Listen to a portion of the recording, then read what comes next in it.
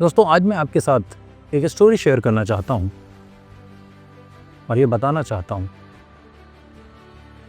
कि दुनिया को हम तभी जीतते हैं जब हम खुद को जीत पाते हैं। और एक रियल स्टोरी से आपको कनेक्ट करता हूँ।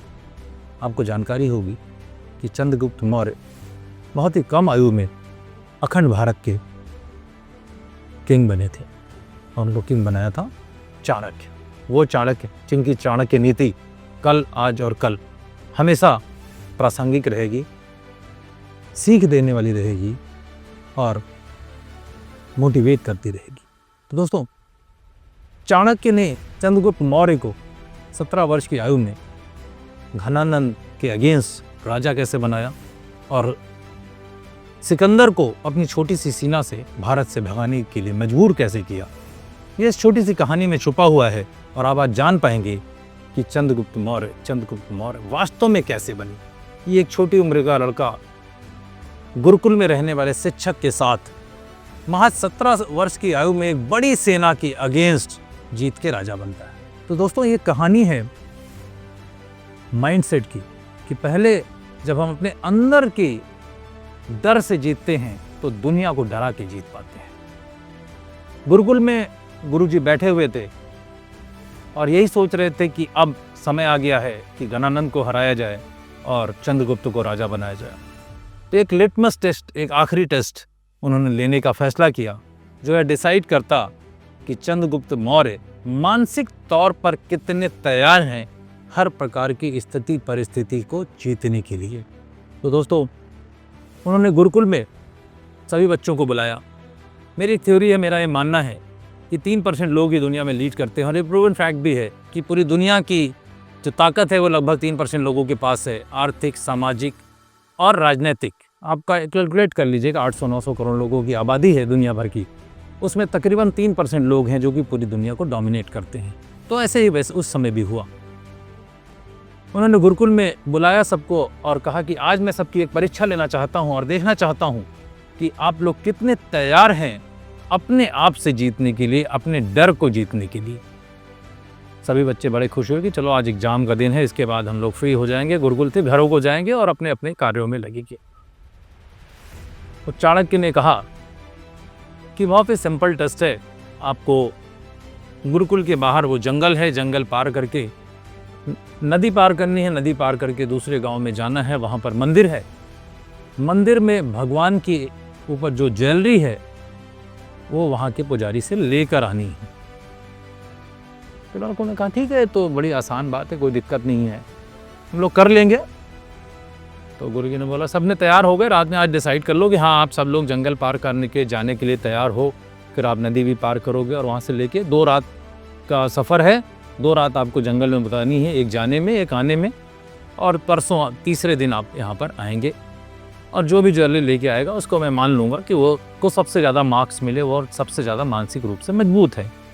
तो दोस्तों, अगले दिन सुबह सब लोग आए कि हाँ चलो बढ़िया है, टेस्ट है, देंगे। तो गुरुजी ने कहा सब लोग तैयार हैं, तो लगभग सब ने हाथ उठा दिया, हाँ हाँ गुरुजी हम लोग तैयार हैं। तो दोस्तों, यहीं पर एक विशेष बात है। गुरुजी ने कहा अब मैं आपको बता देता हूँ वास्तविक स्थिति।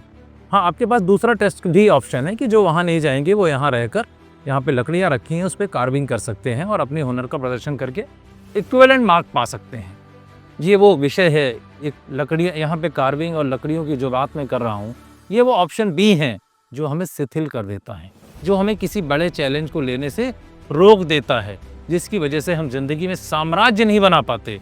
हम सिर्फ एक छोटे से दायरे में सीमित होकर अपनी ज़िंदगी को मिजरेबल तरीके से बिताते हैं और फिर बोलते हैं कि यार क्या बताएं, अवसर ही नहीं मिलता, बड़ी कठिनाई है, बड़ी दिक्कत है। तो दोस्तों, आज की ये कहानी बहुत ही महत्वपूर्ण है। ये कहानी केवल यह बताने के लिए सिर्फ नहीं मैं आज आपके साथ शेयर कर रहा हूँ कि चंद्रगुप्त राजा कैसे बने, चंद्रगुप्त का साम्राज्य कैसे बना।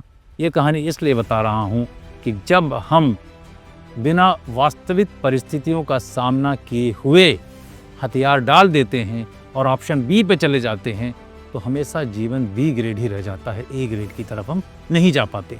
तो दोस्तों, चाणक्य ने बताया कि कहानी इतनी नहीं है कि जंगल पार करना है, नदी पार करना और वहाँ जाना है। देखिए, इसकी कुछ रूल्स हैं। रूल पहला ये है कि जब आप जंगल में जाएंगे तो आपको ना ही कुछ भी खाने के लिए ले जाना है, ना ही कोई हथियार लेके जाना है, आपको खाली हाथ एक ही वस्त्र में जाना है। जंगल में शेर है, चीते हैं, तेंदुए हैं, तमाम प्रकार के भयंकर जानवर हैं।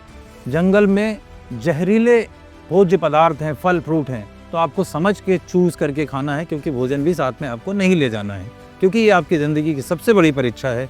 इसको बहुत ही सूझबूझ, धैर्य, साहस के साथ आपको पूरी करनी है और इसको जीत के दिखाना है। तो पहली बात तो ये हुई कि जंगल में इतनी सारी दुश्वारियाँ आएंगी। दूसरी, नदी पार करने के लिए कोई नाव नहीं है, आपको स्वयं तैर के जाना है। तीसरी बात, जब आप पुजारी के पास जाएंगे तो वहाँ पर उनसे ज्वेलरी लेनी है। और मैंने सुना है कि पुजारी बहुत ही ख़राब आदमी है, जाते ही मारने पीटने लगता है, गाली गलौज करने लगता है, तो वो भी आपको समझ के आना है। साथ ही पुजारी से किसी भी हाल में अभद्र भाषा का प्रयोग नहीं करना है, उनसे रिक्वेस्टिंग मोड में ही लेना है, लड़ाई झगड़ा नहीं करना है। तो ये वो शर्तें हैं जिनको मानते हुए आपको जंगल में जाना है। तो जब ये शर्तें सामने आई तो उसमें से काफ़ी सारे बच्चे बाहर हो गए, और जो बचे लास्ट में चंद्रगुप्त और उनके साथी, 2 और साथी, यानी कि फिर वही बात, लगभग 3% लोग सामने आए। अब यह हुआ कि 97% बच्चे कार्विंग करेंगे और ऑप्शन बी सेलेक्ट करके बी ग्रेड लाइफ को जीने के लिए तैयार हो गए। 3 लोगों ने तय किया कि मैं जंगल में जाऊंगा और वो ज्वेलरी वहाँ से लेकर आऊँगा। तो दोस्तों, यात्रा शुरू हुई। दोपहर तक एक स्टूडेंट वापस आ गया कि नहीं सर, वो तो मुझे बड़ा डर लग रहा था कि रात होगी तो फिर कैसे मैं करूँगा, मेरे पास तो खाने को भी नहीं है, पानी भी नहीं दिया है गुरुजी ने, और कपड़े भी एक ही है, मैं रात में कहाँ सोऊंगा, फिर नदी भी पार करनी है। तो ये वास्तविक स्थिति को देखे बिना वो लड़का जंगल में प्रवेश करने से पहले ही दोपहर तक वापस आ गया और बोला कि नहीं जी, मैं भी तो कार्विंग करूँगा। कोई बात नहीं। फिर शाम होते होते एक लड़का और दौड़ते हुए वापस आया कि नहीं गुरुजी मुझे माफ़ कर दीजिए, मैं कार्विंग करूँगा। और वहाँ पे बहुत आवाज़ आ रही थी जंगल में, कभी शेर की, कभी जो है फुफकारने की, भाएँ भाएँ की। तो मैं चूँकि मेरे पास ऑप्शन है, मैं एग्ज़ाम तो पास हो ही जाऊँगा, कोई दिक्कत नहीं है। तो मैंने जो है निर्णय लिया कि मैं वापस आ जाऊँगा। एक लड़का वापस नहीं आया, वो लड़का चक्रवर्ती सम्राट चंद्रगुप्त मौर्य। सबको लगा तो इतने भयंकर जंगल में, इतनी कठिन परिस्थिति में अब क्या ही लौट पाएगा। कुछ लड़के उपहास दे रहा है, हाँ बड़े चले गए। अक्सर हमारे यहाँ भी लोग कहते हैं, देखा जाएगा, इलाहाबादी भाषा में बोले हैं, बड़का आए थे बड़ा बनने वाले। तो ऐसी बातें लोकल होती रहीं 2 दिन तक। तीसरे दिन दोपहर बाद चंद्रगुप्त मौर्य वो ज्वेलरी लिए हुए अपने साथ हंसी खुशी वापस आते रहे।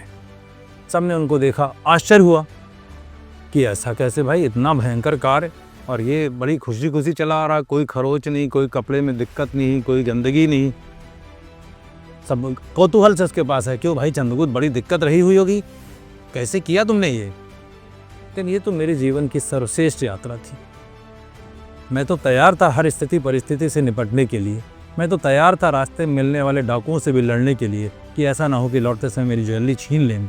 लेकिन जब गुरुजी ने भेजा है और गुरुजी को ये परीक्षा लेनी थी कि हम मानसिक रूप से कितना तैयार हैं किसी भी युद्ध की परिस्थिति से लड़ने और जीतने के लिए, तो जैसे ही मैंने जंगल में प्रवेश किया, थोड़ी दूर चलने पर ही गुरुजी का एक भेजा हुआ व्यक्ति वहाँ पर मुझे मिला।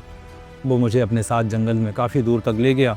फिर उसने मुझे अपने घर में रुकाया, रात भर उसने मुझे खाना खिलाया और बेहतर ढंग से रखते हुए सुबह 9 से मुझे दूसरे गांव ले गया।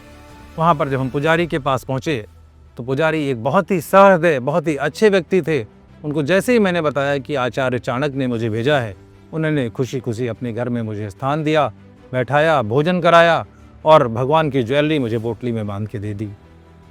फिर वही व्यक्ति वापस मुझे जंगल के अपने घर में लाया, रात भर रुका रहा, सुबह जंगल के बाहर छोड़ के चला गया। तो दोस्तों, यह कहानी यह बताती है कि हम अक्सर वास्तविक स्थितियों का सामना करे हुए बिना ही हथियार डाल देते हैं, ऑप्शन बी चूज़ कर लेते हैं, लड़ने को तैयार नहीं होते हैं, आगे बढ़ने को तैयार नहीं होते हैं। तो जब ऐसा करेंगे तो हमारे साथ भी वैसा ही होगा। तो फैसला आपका, ज़िंदगी आपकी, साम्राज्य आपको बनाना है या किसी के बने हुए साम्राज्य में रह जाना है, ये आपको तय करना है। ऑप्शन ए और बी, इट्स योर चॉइस। तो कोशिश करिए, साहसी बनिए, कृतज्ञ बनिए, मृदुभाषी बनिए, लड़ने का हौसला रखिए, क्योंकि संसार में जीतते वही हैं जो अपने आप को जीत लेते हैं। Thank you so much, keep watching my video. जब आपके विचार विचारधारा बन जाएं, जब आपके पद पदचिन्ह बन जाएं, और जब आप मीलों चलें तो वही मील का पत्थर बन जाएं, तब आप बनते हैं व्यक्ति से व्यक्तित्व, यानी कि पर्सन टू पर्सनैलिटी। हम साथ आए, साथ में So let's start a journey of beyond ordinary. Come together, inspire each other and inspire the world. Thank you so much.